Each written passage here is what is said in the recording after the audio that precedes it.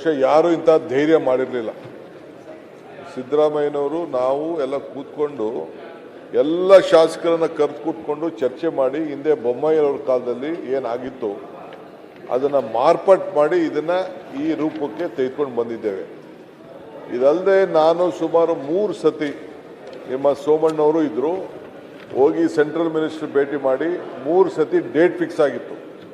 Date fix ಆದಂಥ ಸಂದರ್ಭದಲ್ಲಿ ಒಂದು ಸತಿ ಮಹಾರಾಷ್ಟ್ರದವರು ಅವಾರ್ಡ್ ಆಗಬೇಕು ಅಂತ, ಫಸ್ಟ್ ಅವಾರ್ಡ್ ಮಾಡಿಸ್ಬೇಕು ಅಂತ, ಅವಾರ್ಡ್ ಮಾಡೋದನ್ನ 2013ರಿಂದ ಇವತ್ತವರೆಗೂ ಅವಾರ್ಡ್ ಪಾಸ್ ಮಾಡ್ತಾ ಇಲ್ಲ.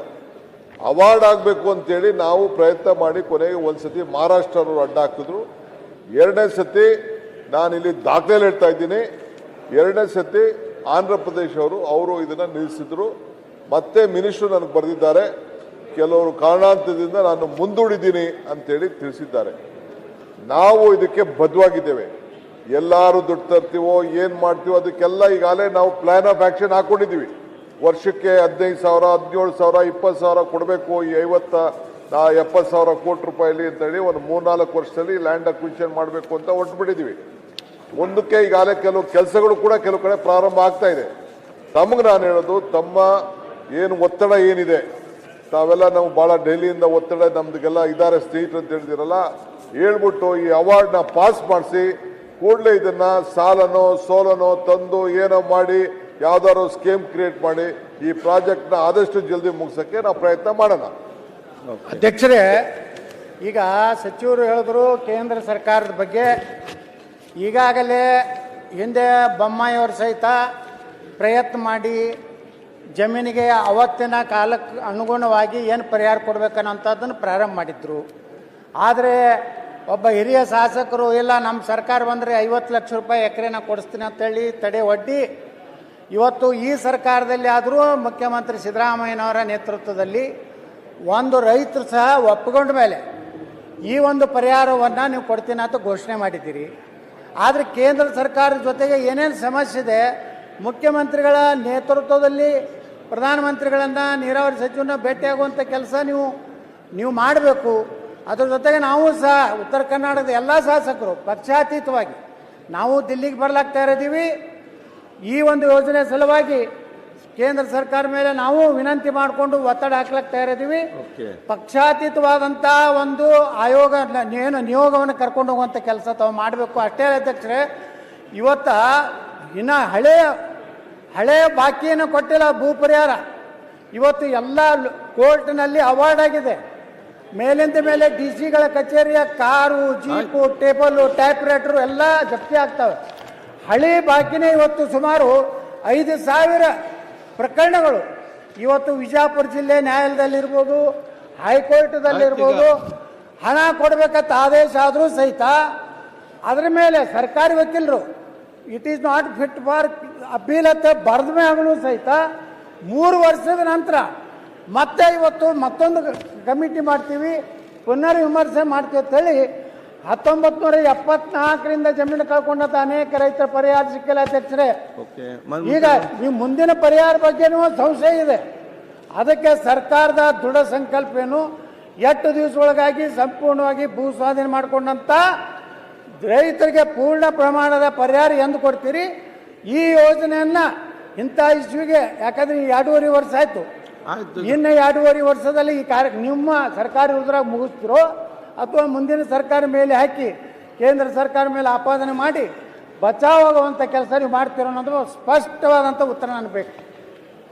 ಅಧ್ಯಕ್ಷರೇ, ಈ ಬೆಲೆ ಏನಿದು ಕನ್ಸೆಂಟ್ ಕೊಟ್ಟವ್ರು ಮಾತ್ರ, ಅವರು ಬರೀ 59,000 ಕೇಸಿದೆ ಈ UKP ವಿಚಾರದಲ್ಲಿ.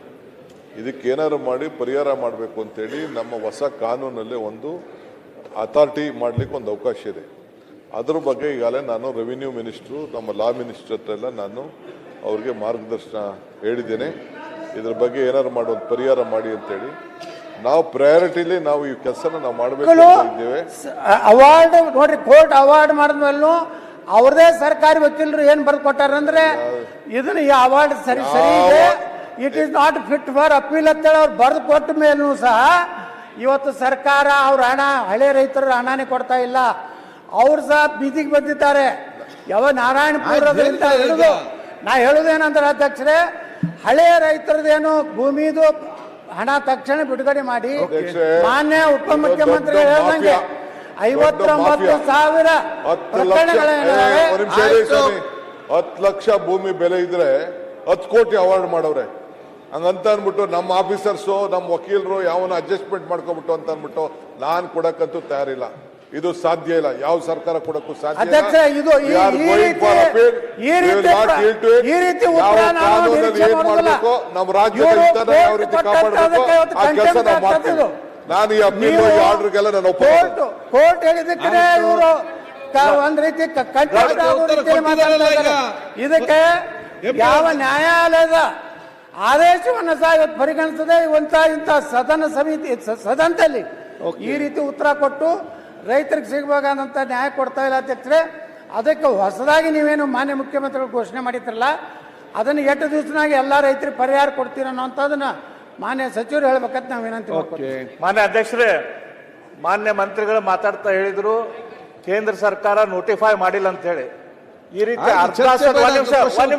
ಒಂದ್ ನಿಮಿಷ ಉತ್ತರ ಕರ್ನಾಟಕದ ಪ್ರಶ್ನೆ ದಯಮಾಡಿ ನಮ್ಗೆ ಮಾತಾಡಬಹುದು. ಅಲ್ಲ ಮಾತಾಡ್ತೇವೆ. ಅರ್ಧ ಸತ್ಯ ಇಲ್ಲಿ ಇಡಬಾರ್ದು. ಯಾಕೆ ನೋಟಿಫೈ ಆಗಿಲ್ಲ? ಪ್ರಾಧಿಕಾರದ ಆದೇಶ ಏನ್ ಬಂತು ಅದ್ರ ಮೇಲೆ ಮಹಾರಾಷ್ಟ್ರ, ಕರ್ನಾಟಕ, ಆಂಧ್ರ ಪ್ರದೇಶ, ತೆಲಂಗಾಣ ಕೋರ್ಟಿಗೆ ಹೋದು. ಮಹಾರಾಷ್ಟ್ರದ ಆರ್ಗ್ಯುಮೆಂಟ್ ಆಗೈತಿ, ಕರ್ನಾಟಕದ ಆರ್ಗ್ಯುಮೆಂಟ್ ಆಗೈತಿ, ತೆಲಂಗಾಣದ ಆರ್ಗ್ಯುಮೆಂಟ್ ಆಗೈತಿ, ಆಂಧ್ರ ಪ್ರದೇಶದ ಆರ್ಗ್ಯುಮೆಂಟ್ ಇನ್ನೂ ಆಗಿಲ್ಲ. ಆ ಎಲ್ಲ ಆರ್ಗ್ಯುಮೆಂಟ್ ಆದ್ಮೇಲೆ ಕೇಂದ್ರ ಸರ್ಕಾರ ನೋಟಿಫೈ ಮಾಡಕ್ಕಾಗುತ್ತೆ. ಅದಕ್ಕಿಂತ ಮೊದಲು ಹೆಂಗ್ ನೋಟಿಫೈ ಮಾಡಕ್ಕಾಗುತ್ತೆ?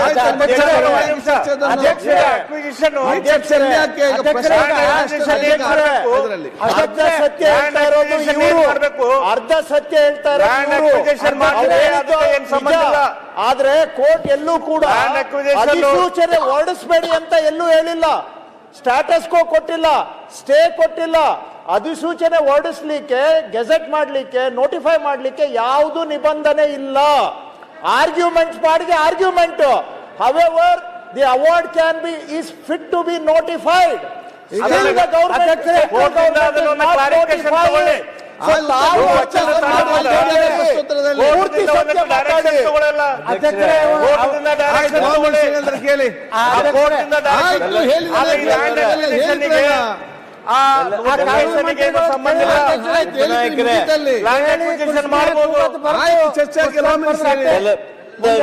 ಜಾರಿ ಮಾಡಲಿಲ್ಲ.